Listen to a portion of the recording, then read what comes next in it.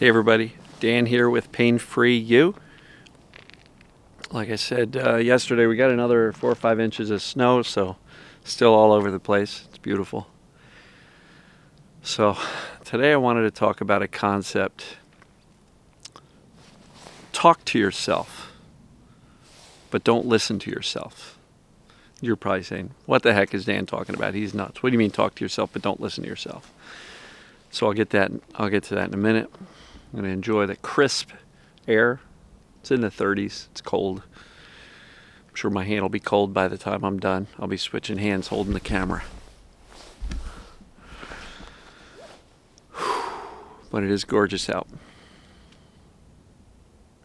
So still, quiet. No tractor boy. So, breathe. Relax. And I know a couple people say just breathing and relaxing triggers my symptoms. I get it. It can happen. Focus on safety. Know you're okay. Symptoms coming and going doesn't mean you're in danger. May feel that way, but it doesn't actually mean that. So, talk to yourself, but don't listen to yourself. So I'm going to say this, talking to yourself is more proactive. Listening is kind of monitoring. And so talk to yourself is giving instructions, saying you can do this, you're going to be all right. I've got you. There's nothing wrong with you. You're not broken. Listening to yourself is when we monitor and we listen to those fearful thoughts that just kind of have a mind of their own, right? I mean, that is something that's just on autopilot. And fear is oftentimes running those subconsciously created thoughts. Oh no, I feel horrible. What if this never ends? I'm never going to get better. And those thoughts, if we listen to them, they will keep us perpetually sad, depressed, hopeless, fearful, right? But if we want to take a proactive approach to getting better, talking to ourselves in very specific terms, specific instructions for this scared, overwhelmed brain is way better than just listening to whatever the scared subconscious and our fearful mind comes up with. So I want you to really look at how you're navigating your day. And are you navigating your day listening to all of the random thoughts that pop up all day long? Because as I've said many, many, many times, actually a core component of what I teach is the mental state, right? Thinking. You don't have to stop your negative thoughts. You don't have to fix them, but you don't have to believe them. And that means as these negative automatic thoughts come about, you don't have to listen to them. You don't have to take them seriously. You don't have to believe that they're accurate. And for the people who say, well, the thought came out of my own head, so it must be true. No, not necessarily. Fear is a liar.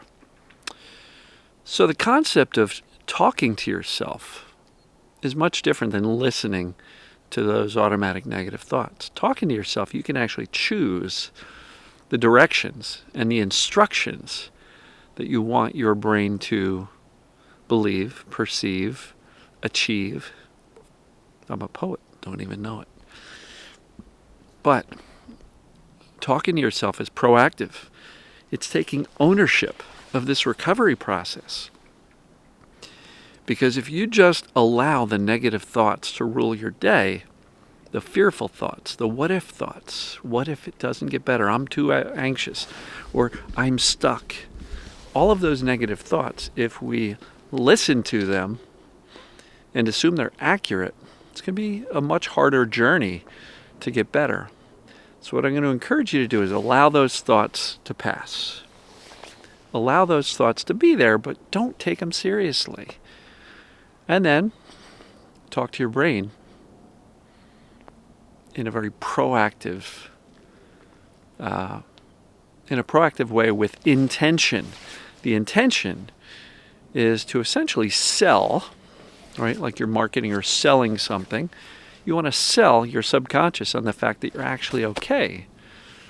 And for any salesperson making a pitch, you want it to be a compelling sales pitch, right? So you need to say the right words, but it needs to have the right emotions and connection to story and to, your belief that better things can come. We want to sell. It needs to be authentic. We can tell, BS when somebody's trying to sell us a car that's a piece of crap, right? We can see through that. Your subconscious brain can see through your sales pitch. If you're going around saying, I'm safe, I'm safe, I'm safe, I'm okay, I'm indifferent, I don't care, your brain's not going to buy your sales pitch. So we want the instructions to be compelling. We want them to be confident. But that needs to be based on the foundational, accurate knowledge that we're truly okay, right? It's where we go back to the foundation 4 that I talk about. Know what creates symptoms. It's the perception of danger. Number 2, does this apply to me? Do the assessments. I can't tell you how many times a week I get people going, is this TMS? Can I get better? Well, have you done the assessments? No. I talk about it in virtually every video. Do the assessments. Is this TMS.com? Right? Please do that. Because every time I get asked, is this TMS? Is this perceived danger? I have to take the time to write back and say, have you done the assessments? Here they are. Go do them. That'll give you your answer. So anyway, you want a compelling set of instructions to the brain, one that's based on the foundational knowledge of what creates symptoms and that, yes, this does apply to me. And then the other parts are, yes, there is a cure to this. So instruct your brain, this is all temporary because I am capable of it. That's the 4th foundation, right? What causes symptoms? 2, does this apply to me? 3, is there a cure? And 4, am I capable of it? Right? Once you've got those foundations down, guess what? Your sales pitch, your conversation with yourself, when you speak to yourself, when you talk to yourself, it's going to be way more convincing if you've got that foundation built. So, talk to yourself, but don't listen to yourself. Talking is proactive with intention. Listening is passively, sometimes fearfully, believing our own negative, scared thoughts, which are coming from fear, and fear is a liar. So if you'd really like to take ownership and be driving the boat, driving the bus, talk to yourself with intention, with confidence, with clarity, and you'll do way better that way than you will if you just listen to whatever thoughts happen to come up in the moment.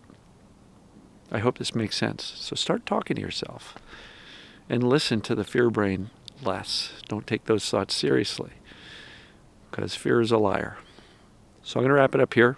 Hope everybody's well. Let you look around at the snowy scene. I appreciate all of you. I love you. And as usual, we'll see you tomorrow. Take care.